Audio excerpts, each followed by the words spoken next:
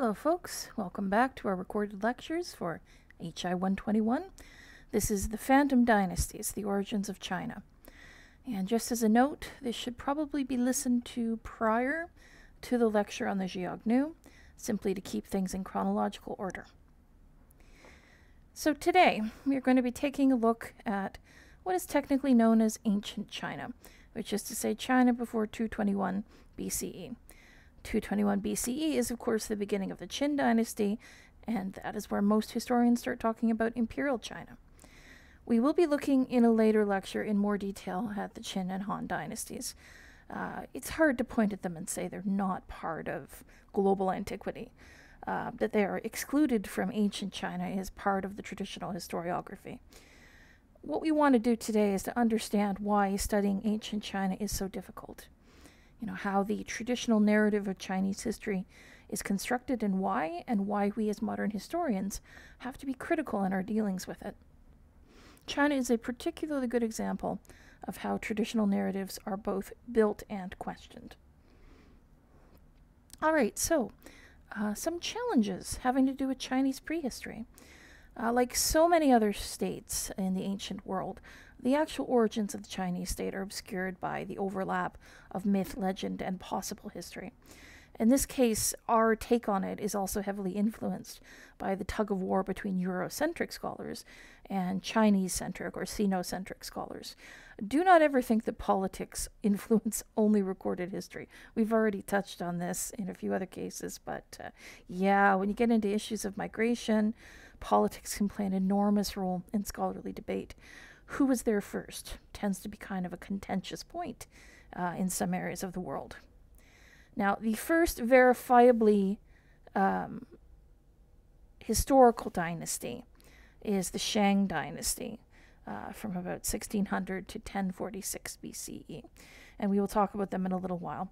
But the Shang dynasty is not what the ancient Chinese considered to be the beginning of their society or even the beginning of their state. And certainly, civilization as we would recognize it began in China in the Neolithic period around 5000 BCE, with evidence of agriculture, village-level organization, and textile and pottery production. The best-known early Neolithic culture in China was the Yangshao culture, which was found in the Yellow River Valley. These were millet farmers who lived in villages and produced a specific kind of reddish pottery with black or brown painted designs. There were numerous other regional cultures in this period as well. Now, later in the Neolithic, we have the Longshan culture, where we see them practicing advanced agriculture, bronze working, jade working, and their societies were much more stratified. So we know this from their graves. Longshan cemeteries show a very unequal distribution of grave goods and some obvious hierarchical clustering. So the graves with the largest amounts of rich grave goods are concentrated together. In some Longshan sites, the richest graves also include jade pieces that can be interpreted as ritual objects. So there's possibly a combination of political and religious power. Now, even more interestingly, the nature of settlement changes with the Longshan culture. They're no longer living in villages, but in clusters of walled settlements of different sizes. So basically networks of towns. So this is the period of the Wangguo, or the 10,000 states, in Chinese historiography. So our later historical writers recognize this phase, looking back on their own civilization. Now, think about what the interaction between this many small political units would mean. Conflict, constant conflict, a struggle for dominance. Some are going to come out on top. There are going to be alliances made and broken. There will be new networks, new confederations, eventually greater centralization. Now, it's also important to recognize that Chinese civilization did not grow up solely around the Yellow River, which is the traditional interpretation. The finds at Neolithic sites are geographically diverse and often quite different, culturally speaking. Some sites have jade pieces, others don't. Some have religious structures that are much more sophisticated than others. It's a sign of independent cultural development. Now, again, ancient civilizations are often so much more complex than we've often given them credit for. In the case of China, we see different types of pottery spreading across China, providing evidence for contact between these early cultures. So why the focus on the Yellow River? Well, it comes down to writing, basically. Now, the history of writing in China is obviously very long, but records have not survived everywhere. The Yellow River Valley has the longest existing historical record, which date back to the oracle bone inscriptions of the Shang period, and we will talk about those. Now, because these records are available here and not elsewhere, the perception was that this is the cradle of Chinese civilization. Again, you see writing privileged as a marker of advanced civilization, without sufficient attention paid to the question of source survival. Now, it's one thing to say a civilization with writing is more advanced. You can say that, although it can also be argued, as we discussed at the start of the course. But it's entirely another to forget that just because we don't have a civilization's writing doesn't mean it didn't exist. Archaeological work in the south of China is not actually all that well advanced, for instance. All right, I'm not actually going to talk about Chinese cosmogony in great detail because it's very complicated. They don't have a single creation myth. They have a number of different supernatural creatures who are involved in the transformation of an earlier form of the universe to what we have now. It's all incredibly interesting, but I want to stay focused on the mythic backstory of Chinese civilization. So the mythical accounts of the origins of their civilization begin with a series of culture heroes. Now, they teach the Chinese how to build houses, to farm, etc. These are not very detailed stories. They are collected in one of the earliest Chinese historical texts, the Shi Ben, which usually records only the name of a hero and something they were responsible for doing or inventing. The earliest major heroes are the three sovereigns, Fu Ji, Sui Ren, and Shen Nong, who invented, respectively, hunting, fire, and agriculture. They can probably be interpreted as equivalents to gods. Now, the first of China's legendary kings, or the five emperors, was said to be Huangdi, the Yellow Emperor, and he supposedly ruled for 100 years, starting in 2697 BCE, and invented bureaucracy, writing, medicine, wheeled vehicles, and the calendar. We are told in these stories he went to war with the tribes of Shiyu and the Yan Emperor, who lived southwest of the Central Plains, and that he forced them into a confederation. Now, much later, ethnic groups within ancient China would claim descent from these two emperors. One hypothesis that I came across is that this is actually a sort of representational or symbolic story, that the two emperors and the tribes represent different cultures that came together in an ancient state of some sort. It would not be the only place in the world where this kind of interpretation has been made of early legend. And yes, it is more or less a form of euhemerism, which we've talked about before. Now, I'm about to oversimplify things. Who followed the Yellow Emperor is a little more complicated than what I'm going to tell you, but I want to keep our eye on the ball and not cover everything. And really, the most important thing is that the Yellow Emperor was eventually followed by the three sage kings, Yao, Shun, and Yu. Now, the principle in the succession amongst the legendary kings was that you were to pass over your son to give the throne to the best person in each kingdom. And supposedly each of the next emperors did not in fact want to succeed. They wanted to defer to the previous ruler's sons, but the people demanded it because they were the better candidates. So why is this so important? Now, because the legends are formed in a tribal society where kinship is so important. So the recognition that leadership should perhaps pass instead to the most competent or virtuous may be another symbolic reflection of the beginning of rule by geographical territory rather than by kinship.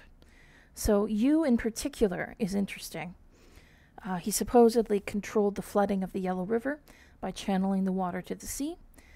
He succeeded where his father had failed because he built canals instead of dikes. He worked with the water rather than against it.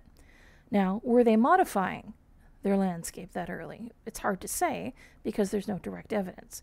It certainly is a major concern for later emperors in the ancient period. And I do like to bring this type of thing up because we don't generally think of ancient people as manipulating their environment in such a major way to reshape it to their needs. And yet, here we are. Now, as for Yu, the traditional narrative claims that because he was so successful in resolving the flooding crisis, he was allowed to be succeeded by his son Qi. And this supposedly marks a break in the pattern, and traditional Chinese historiography sees Yu's rule as the beginning of the Shang dynasty, not specifically part of this mythic cycle.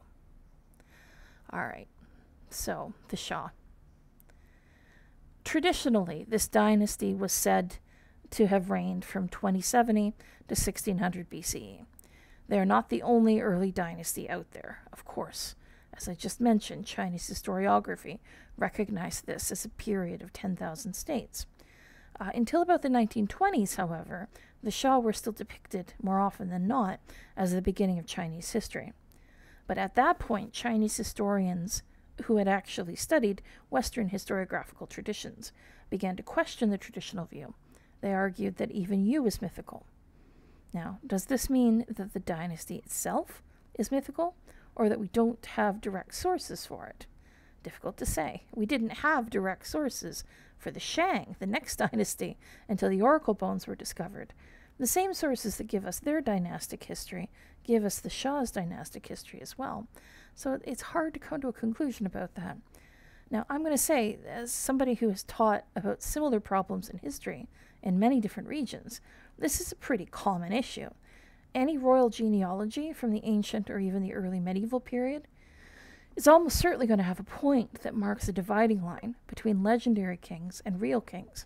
That dividing line can move over time as new evidence is discovered or traditional sources are discredited. I've always thought the best thing to do is just kind of temporize and say, no, we don't know for sure. And honestly, we will probably never know for sure. The traditional narrative goes on to claim that Yu's descendants ruled the Shang until the time of the last emperor, who was evil. And he was overthrown by a hero, Cheng Tang, who established the Shang. Now, here's a note. Cheng Tang's descendants supposedly ruled until the line diminished and left behind another bad emperor, at which point they were overthrown by another hero who founded the Zhou. And of course, this is myth. Dynasties succeeding each other in such a regularized way, just when each becomes immoral? Nah. But it was accepted for centuries by the Chinese as fact. The good rulers are held up as moral exemplars. Now, in the 20th century, as historians began to question the legendary accounts, Chinese archaeologists wanted to restore the credibility of the traditional narrative to find evidence either to revise them or to replace them, depending on what their own position was on them. Now, the capital of the Shang was supposed to be on the Central Plains near Luoyang, and excavations commenced trying to find the site. So they find a site called Erlitou, and Erlitou's dates seem to coincide with those of the Shang. And the city is quite sizable. It's got an earthen wall, storage pits, pottery, roads, 2 palace buildings, bronze and stone implements, burials, some of them containing human sacrifices. So this in conclusion, this civilization, whoever they were able to control the labor or the produce of large numbers of people. You can't conclusively link them to the Shang, but they're out there doing things like what the Shang supposedly did at the time the Shang supposedly did it. Now, certainly there would have been no overwhelmingly powerful Shang state at the time of the traditional dates. It's much more likely that the Shang were one of many smaller states in China. This would have been true in the Shang period as well, and in the Zhou period. The sort of linear succession that's depicted in the sources may in reality have been the 3 early dynasties gradually overlapping and taking over from each other. This is sometimes called the horizontal view by modern scholars. So the idea is that the linear succession timeline was actually invented by the Zhou in order to justify their control. Now, again, just because some of these 10,000 states are mentioned in historical sources and others aren't, it doesn't really mean anything except source survival, and really also the judgment of the historian as to what deserves to be mentioned.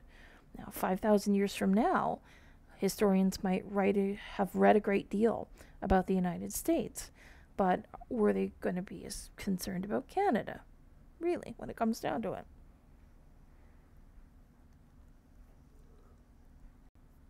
So again, just to review, historians were uncertain for some time in the 20th century that the Shang were even a historical dynasty, until the 1920s, when archaeologists found the first oracle bones.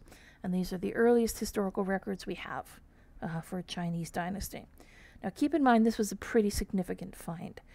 Between the first discoveries in 1937, tens of thousands of inscribed turtle shells and bones were dug up. Scholars have been able to translate about 80% of the 4,500 characters represented, so they're quite the font of information. We'll talk more about them shortly. Cheng Tang, the supposed first ruler of the Shang, is quoted in a text called The Speech of Tang, about the ruler he'd just overthrown and how he deserved to be overthrown. And he's quoted as saying, "Assist, I pray you, me, this one man, to carry out the punishment appointed by heaven." So the text is making the argument that it was divine will that the Shah be overthrown. This is the very beginning of the idea we know as the mandate of heaven. Now, that being said, it's most likely that this text was from the Zhou period and not the Shang period. But the idea and the image of kingship that it gives us harmonizes with other sources that give us more info about the role of the Shang king. So the idea is that the Shang king has a special relationship with the ancestors, hence his elevated status. He's essentially a theocratic ruler. In Shang religious life, the king acted as the high priest, and he led divination ceremonies. Now, in a practical sense, the Shang seem to comprise a pre-state chieftainship or chiefdom, something that's quite complex but still relatively rudimentary. The political status amongst the Shang seems to have been based primarily on your kin, not on assigned titles. The king in divination was constantly trying to figure out how to handle princes and other leaders. Now, I've seen it described as a feudal society, with the king ruling over a military nobility. It's probably true to a degree, but the whole feudal turn of phrase is much better as a descriptor for the Zhou. Now, in any case, all of this seems to have created considerable social stress over the Shang period. The rulers began to abuse or mistreat other social classes, alienated some of their most powerful supporters, and this also led to a military decline and corresponding problems on the borders with their neighbors. Now, it's hard to verify some details about the Shang's military state on a physical level, mostly because the soldiers were constantly in the field, in camps. They also can't find Tang's capital or any of the other capitals mentioned, and the Shang actually appear to have occupied several of them. I've seen a number of theories on this. Some people think that this was due to natural disasters, some because they were off to find greener pastures. It's hard to say. Now, the major early Shang city that has been found by archaeologists is Erlangen, or Zhengzhou. This is a significant site that spreads over a significant area, suggests that the Shang were rich and urbanized.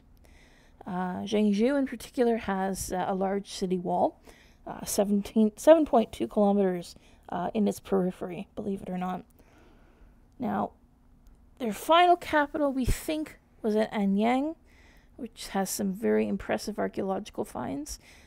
11 royal tombs, the foundations of palaces, tens of thousands of bronze, jade, ceramic, and stone artifacts. It's very clear that this is a wealthy culture that could devote much of its resources to building and manufacturing. So why are they any more notable than others that have since dropped out of the historical record, or become peripheral at best? A natural answer, of course, is that they have a fully developed writing system. While I know I just got finished telling you not to put so much weight on writing, it's difficult to argue against the idea that it did actually assist in the development of a stronger central government. So what we see are the oracle bone inscriptions for our earliest records. This tells us that the Shang practiced divination, and they practiced divination by putting marks on a tortoise shell or on a cow's scapula bone. They would bore pits and then apply hot bronze rods to create cracks, and the cracks are interpreted as answers to the questions the diviner was posed. Sometimes the questions, a description of the ritual, and a record of the outcome are also inscribed on the object. So the divinations are concerned with weather or harvests, sometimes the king's health, childbirth, especially, are we going to get male heirs to carry on the royal lineage? It's a pretty sophisticated script. It's got pictograms, ideograms, and phonograms, which tells us basically this was not the first form of the Shang script. Remember, as we discussed the very first week of this course, a script tends to develop organically, but we do not have examples of the earlier versions. Now, the level of detail in the inscriptions suggests the existence of a sophisticated system of government records. In some cases, even the source of the turtle shell or the cow is recorded. Now, it's important to acknowledge that the earliest oracle bones date to the reign of a King Wu Ding in the late Shang period, around 1200 BCE. We have no earlier evidence. We see in the oracle bones the development of the word moon, which is also the word for month. This is also when the Chinese calendar was first developed, and when we see the first major advances in astronomy. They also seem to have had very productive agriculture, not just because of new technology. Their tech is similar to the Neolithic level, but also because of organization. But rather because of organization.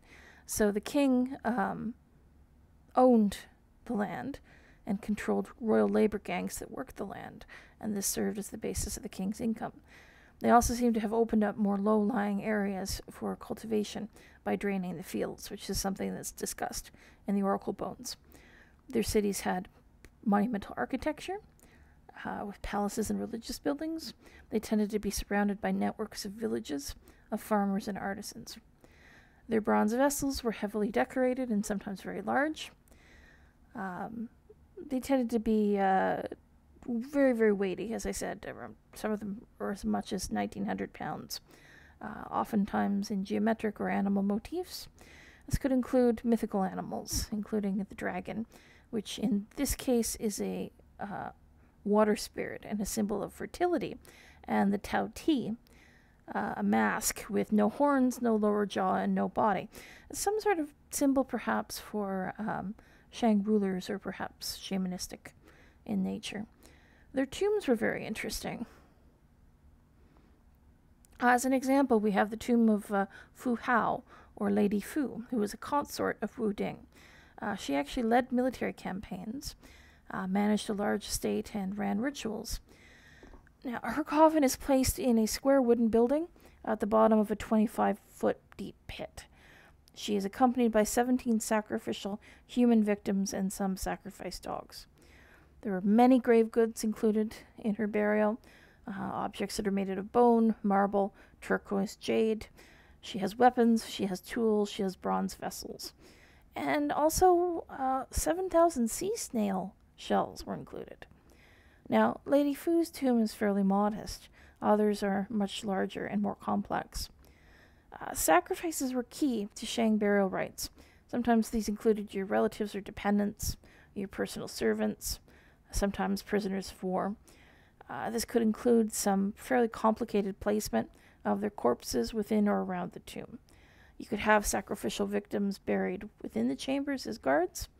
You could also see bodies on the roof of the coffin chamber with no sign of violence, or piled together in pits near the tombs or beneath ramps. Royal tombs are often oriented to the cardinal directions, as are the burials of sacrificial victims. There's obviously some meaning to it. Now, in terms of the grave goods, the objects themselves are usually buried. Facsimiles could be used. They are known as spirit objects in later texts, sort of like the Egyptian models that replaced grave goods. Now, in terms of Shang religion, we believe that they felt there were many spirits connected to the world of the living. The ancestors especially helped with divination. Each ritual would be performed in the presence of the ancestors. They were sort of like saints who mediated between the petitioners and the divine powers above. This is also sometimes recorded on the oracle bones. The supreme being is called Shang Di, or the Lord on High.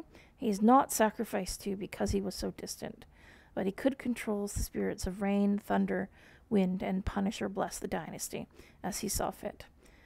In military matters, the Shang were often at war with their neighbors, We think they had as many as 26 other states as neighbors, so alliances were complicated, and they do seem to have fought a number of wars. Now, eventually they started losing on multiple fronts, and their territory continued to shrink. This made them fatally weakened when they were faced with a western neighbor who was a former tributary, the Zhou. And that leads into the next dynasty, which is beyond where we're going to go for the day. So that will do it. Thanks very much. Look forward to seeing all of you at the Zoom session. Good night.